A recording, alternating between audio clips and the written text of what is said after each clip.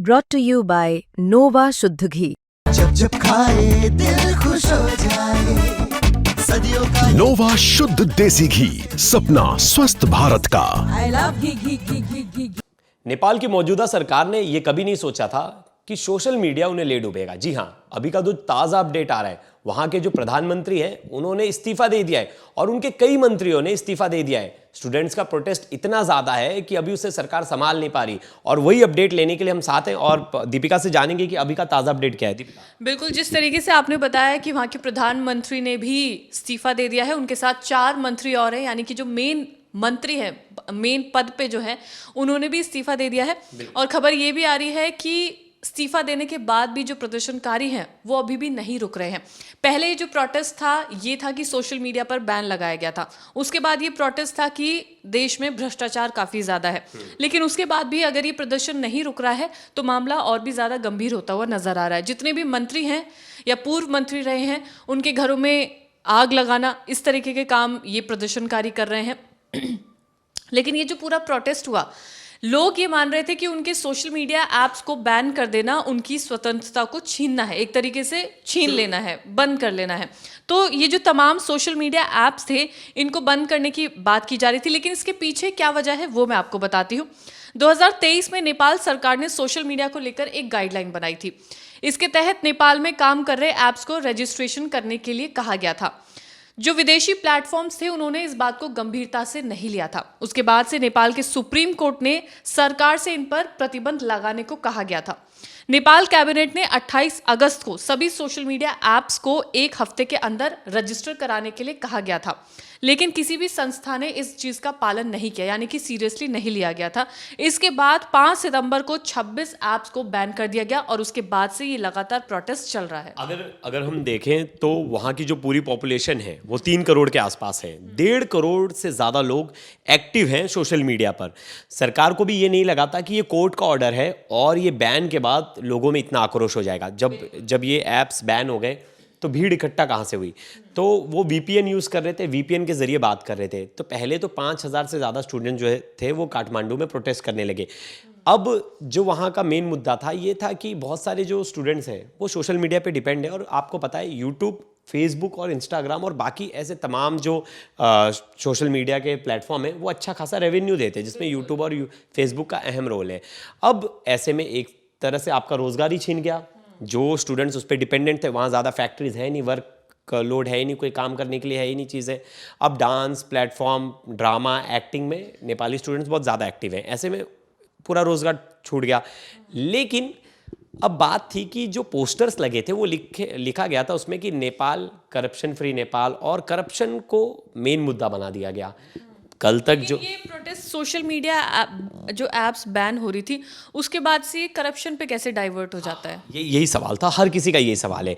इससे पहले क्या करप्शन नहीं था नेपाल में? क्या इससे पहले कोई मुद्दा नहीं था? तो इस जो प्रोटेस्ट का नेतृत्व कौन कर रहे थे? जेन जी, मतलब 14 साल से लेके मूलतः 25 साल 26 साल के जो युवा थे वो थे। तो इनकी बेसिक नीड क्या होती है? जो 22 साल तक है उनकी बेसिक नीड है अच्छा स्टडी, अच्छा इंफ्रास्ट्रक्चर और अच्छा एजुकेशन मिले, अच्छा हेल्थ केयर मिले। उसके बाद वाला जो क्राउड आता है 25 साल के बाद वाला, उनका बेसिक नीड होता है कि अच्छी जॉब मिले। लेकिन ये जो युवा वर्ग है ये पूरा सोशल मीडिया पे डिपेंडेंट है। अगर हम US की अगर रिसर्च रिपोर्ट देखें तो एक युवा मिनिमम 2 घंटा सोशल मीडिया को देता है और डिपेंडेंसी उसकी बहुत ज़्यादा है। मतलब हम 1 घंटे में कम से कम 2 से 3 मिनट हम फेसबुक, इंस्टाग्राम और यूट्यूब चला रहे हैं। ऐसे में प्रोटेस्ट जब शुरुआत हुई तो कहीं ना कहीं ये लग रहा था, आरोप लगा रहे थे जितने भी सीनियर लीडर्स, ये देखो देश में इतने बड़े बड़े मुद्दे हैं और ये युवा आ गए सोशल मीडिया के बैन के लिए। तो कहीं ना कहीं उन्हें भी लग रहा कि हमारी छवि खराब होगी। इन्होंने एक और नाम दिया जिसको लेकर कि करप्शन के लिए भी है। लेकिन क्या इससे पहले करप्शन नहीं था? तो फिर उसको लेकर और ज़्यादा भीड़ उग्र हो गई। फिर एक चीज़ इसमें बहुत अच्छी थी कि कोई भी लीडर नहीं था इस प्रोटेस्ट का। मतलब युवा ने बोला कि कोई इसमें नेता बनने मत आओ, ये युवाओं का प्रोटेस्ट है तो इसमें सब युवा होंगे। लेकिन ये तख्ता पलट पे बात कहाँ से आ गई कि मंत्रियों को इस्तीफा देना पड़ रहा है, मंत्रियों को जगह छोड़कर भागना पड़ रहा है अपनी जान बचाने के लिए? कई जगह तो ऐसा भी हुआ है कि कई मंत्रियों को सड़क पर दौड़ा दौड़ा कर पीटा गया है, उनके घरों को जलाया गया है। तो ये तो साफ तौर पर बदतमीजी की जा रही है ना। अच्छा, इसमें मैं बताता हूँ। जब प्रोटेस्ट हुआ, जब 5 से 10 हज़ार स्टूडेंट जमा हो गए जब उन्होंने जमावड़ा किया, उन्होंने प्रोटेस्ट कर रहे थे, तो वहाँ सरकार से बात करने के लिए किसी मंत्री को आगे आना चाहिए था। तो वहाँ गलती हो गई कि कोई बात करने नहीं आया, वहाँ आर्मी आ गई सड़क पर और आर्मी ने फायरिंग कर दिया। 20 से ज़्यादा लोग कल मर गए इसमें। तो ये प्रोटेस्ट और उग्र हो गया। उनका कहना था कि जब आपके बच्चे प्रोटेस्ट कर रहे हैं, किसी चीज़ को लेकर मांग कर रहे हैं, तो वहाँ के पीएम और बाकी जो होम मिनिस्टर हैं, हेल्थ मिनिस्टर है, बाकी जो मिनिस्टर से आके स्टूडेंट से बात करें। लेकिन बात करने के बजाय आप प्रोटेस्ट को बंद करना चाह रहे थे।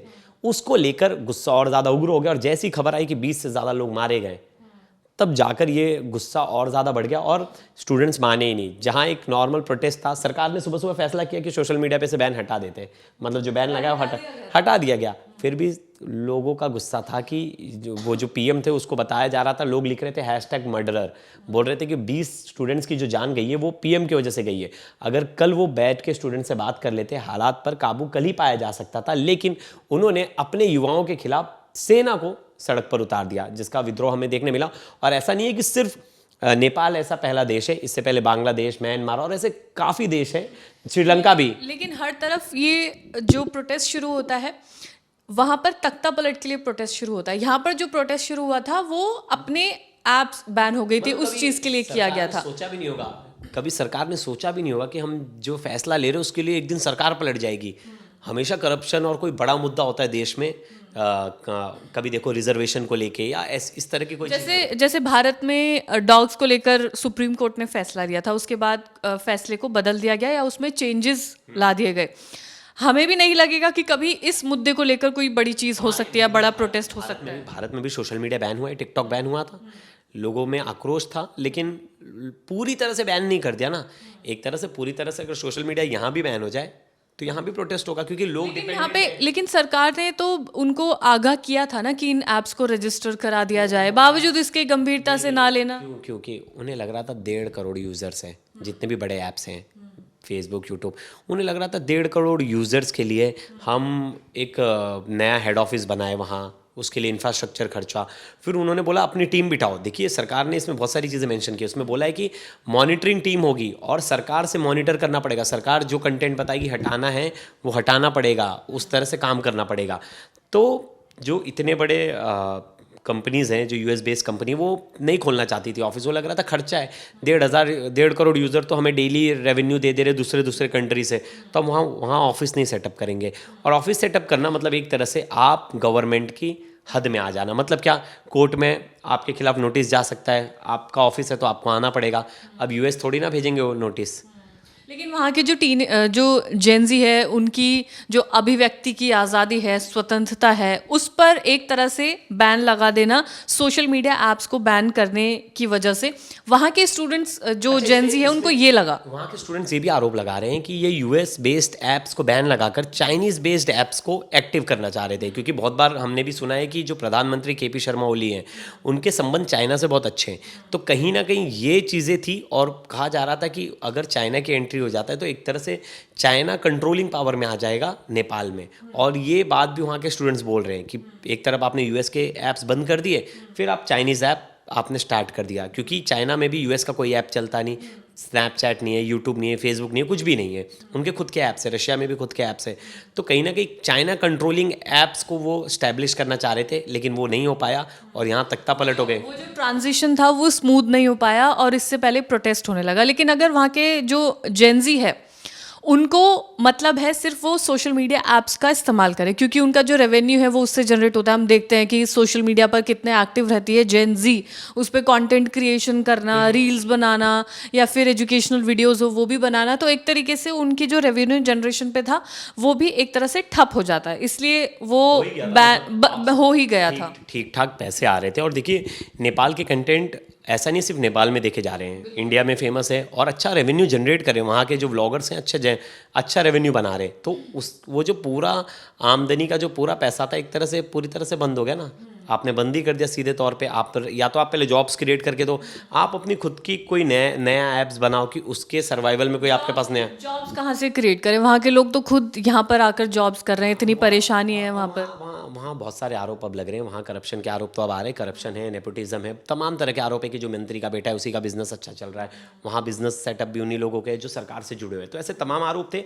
अब देखना होगा कि अब क्या रिज़ाइन करने से शांत हो जाती है ये पूरी भीड़ जो है, या बोल रहे कि पूरी सरकार ही पलटो, वापस से री इलेक्शन कराओ। अब देखना पड़ेगा स्टूडेंट्स की क्या क्या मांगे है। और देखिए जो ये नाम है यानी कि प्रधानमंत्री केपी शर्मा ओली के अलावा जो 4 मंत्रियों ने इस्तीफा दिया उनका नाम है गृह मंत्री रमेश लेखक, कृषि मंत्री रामनाथ अधिकारी, स्वास्थ्य मंत्री प्रदीप पौडेल और जल आपूर्ति मंत्री प्रदीप यादव। इन तमाम लोगों ने इस्तीफा दे दिया है और कयास ये भी लगाए जा रहे हैं कि और भी मंत्री इस्तीफा दे सकते हैं, यानी कि पूरी तरीके से वहाँ पर तख्ता पलट देखा जा सकता है। अगर इसके बावजूद भी वहाँ पर प्रोटेस्ट नहीं रुकता है तो हालत जितने अभी गंभीर हैं उससे और ज़्यादा हो सकते हैं। कई लोगों ने अपनी जान गंवाई है, जिसके चलते नेपाल में सब कुछ ठप हो चुका है। हवाई अड्डे वहाँ पर ठप हो चुके हैं, फ्लाइट सारी रद्द हो चुकी हैं, सड़कों पर प्रोटेस्ट नज़र आ रहा है, लोगों की जो आवाजाही है, जो नॉर्मल लाइफस्टाइल है, वो सब कुछ वहाँ पर ठप हो चुका है। गंभीर हालात हैं। देखना ये होगा कि आगे चलकर क्या होगा, क्या एक्शंस इसमें लिए जाएंगे। आप लोग क्या सोचते हैं सोशल मीडिया ऐप बैन पर, नेपाल के प्रोटेस्ट पर, क्या कुछ आपकी राय है वो हमें ज़रूर बताइएगा। धन्यवाद।